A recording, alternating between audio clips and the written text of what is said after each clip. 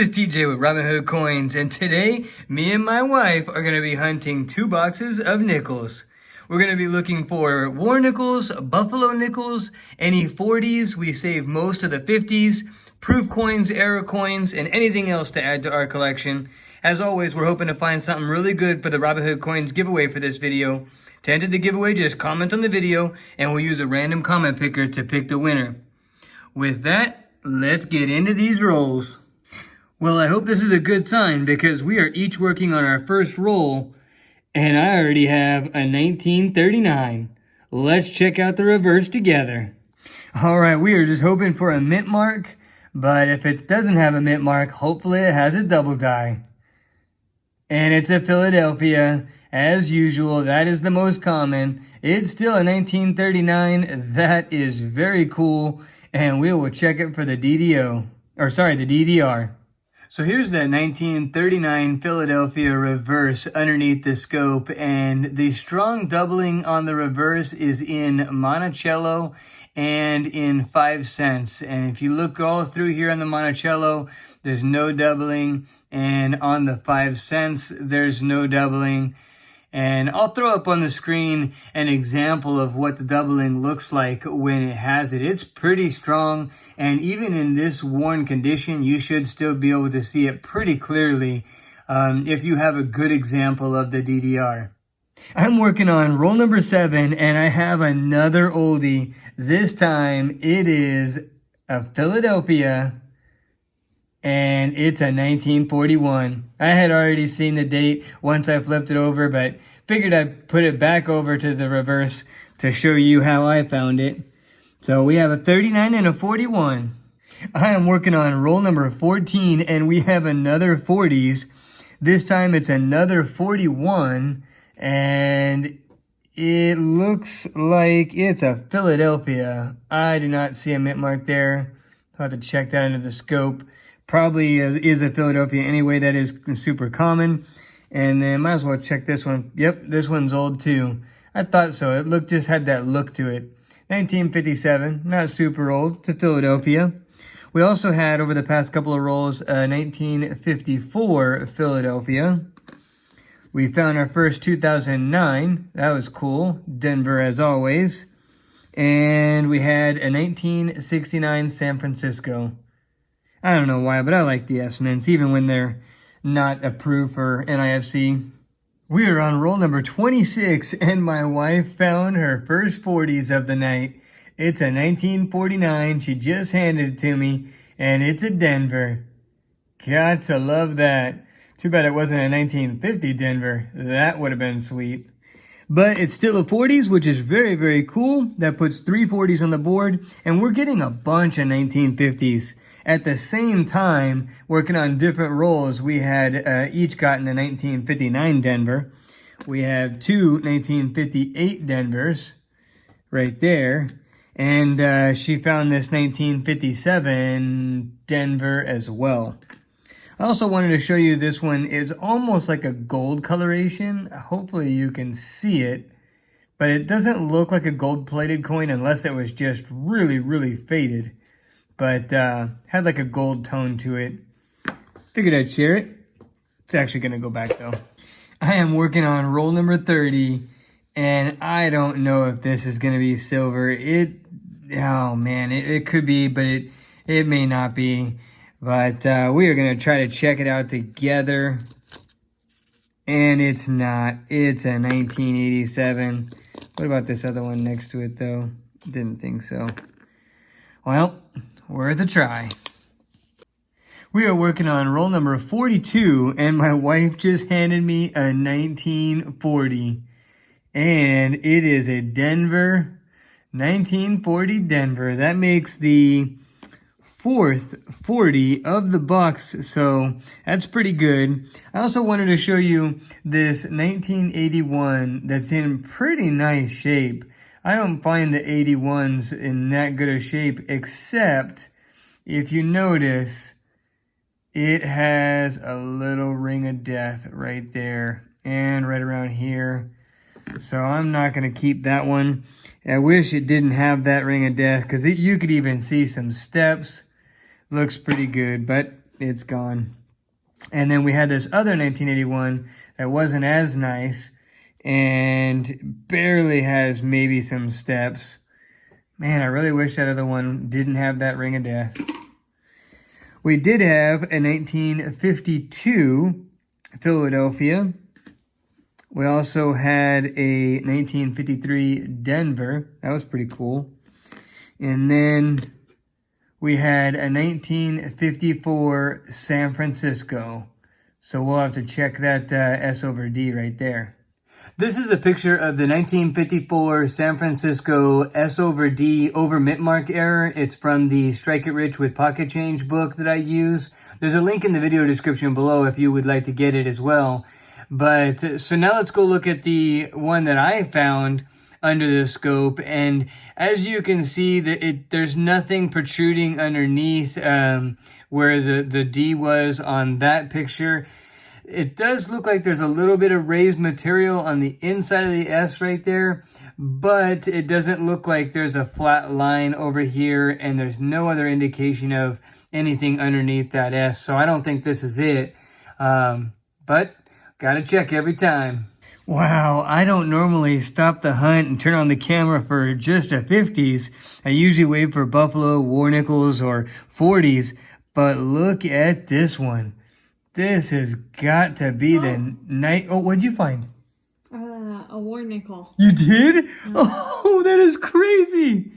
Right as I was talking about this, it's a Denver 1944. Thank you. You're welcome. That is awesome. That is very cool.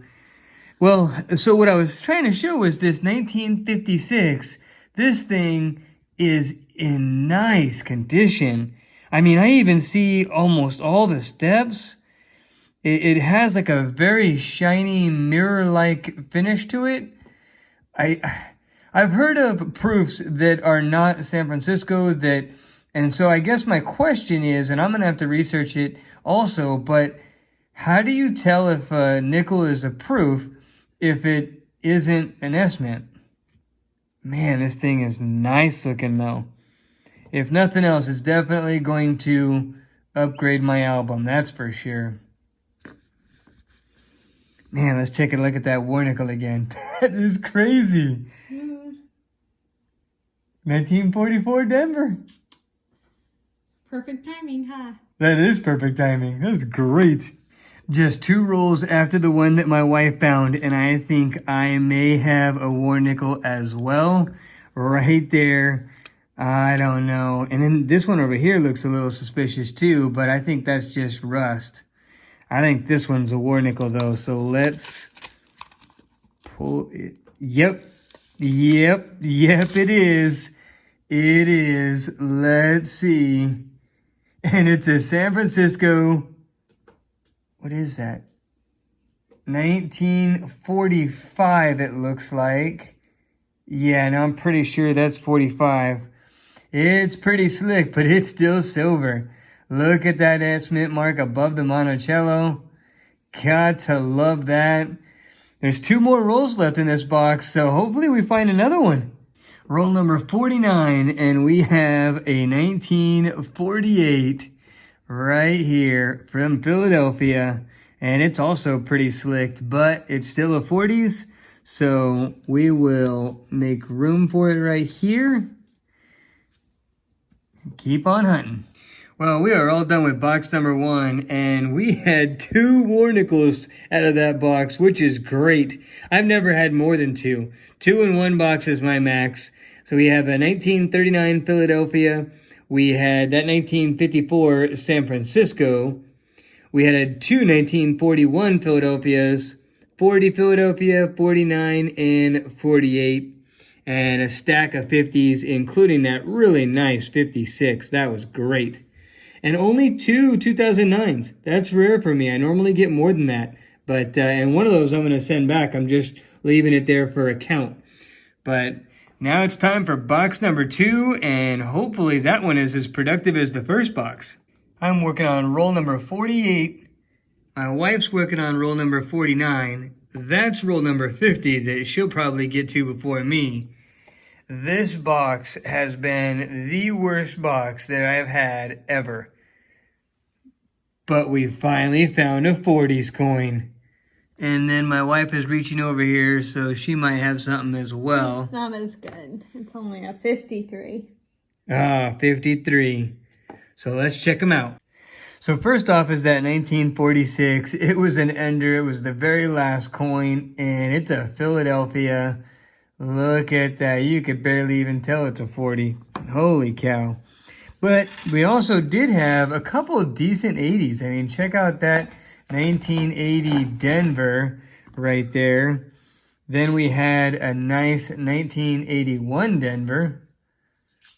And we had a total of 5 1958s right there.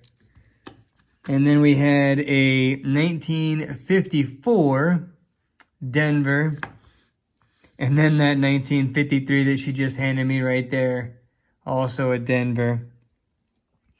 And she's cracking into that last roll. Hopefully we get something. These are the later years that we've been setting aside to go check for errors. So we're going to go take these into the scope, see if we can't find that speared bison or the double die reverse on the 2004. Let's go. Well, we're all done looking for errors and varieties, and we didn't find any out of that stack that we set aside. So here's the overall wrap up. We ended up with a 1939 Philadelphia. That was pretty cool. And we also had a 1940 Denver, 241 Philadelphias, and then a 46 Philadelphia, 48 Philadelphia, and then this 1949 Denver that we found late in the hunt right there.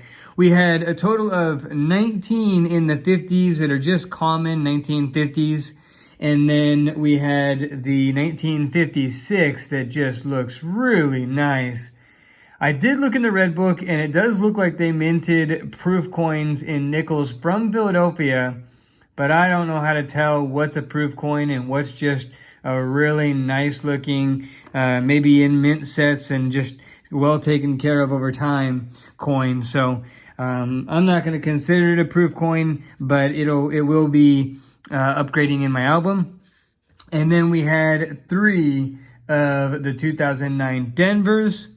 And then last but not least, we had the 1945 San Francisco war nickel that I found. And then the 1944 Denver war nickel that my wife found. Very cool finding silver in the rolls. Got to love that. The Robinhood coins giveaway for this video is going to be this 1941 Philadelphia right here. 1940 Denver, I believe. Yep. We have a 1953 Denver that we found today, as well as a 1945 San Francisco war nickel. Gotta love the silver nickels.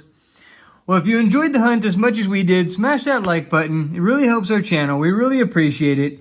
If you enjoy our content, hit the subscribe button and don't forget to hit the notification bell so you don't miss any videos or giveaways.